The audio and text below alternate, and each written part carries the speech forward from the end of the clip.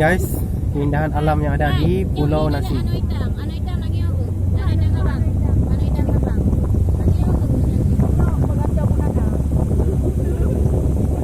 Oke guys, jangan lupa like dan subscribe channel Aceh Pasar Sio dikarenakan aku sebarkan ke Aceh 5 bulan lalu.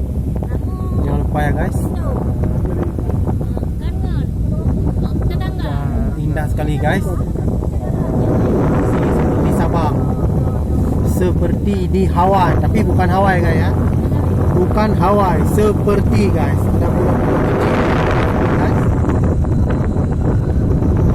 Indah sekali guys Pulau Nasi ini guys.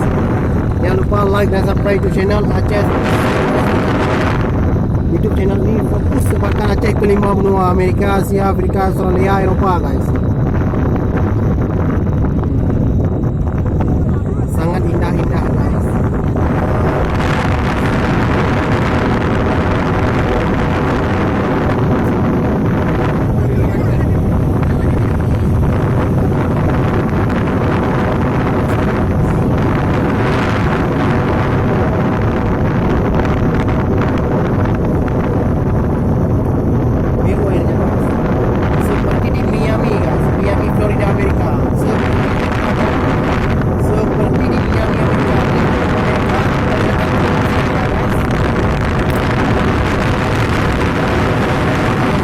Tak usah ke Amerika, tapi juga datang ke Pulau Nasi aja seperti guys.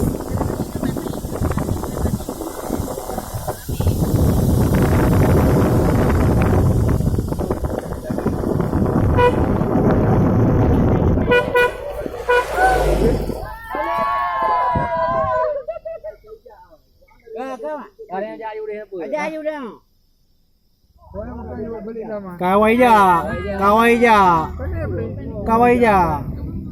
Mungkin di depan mungkin.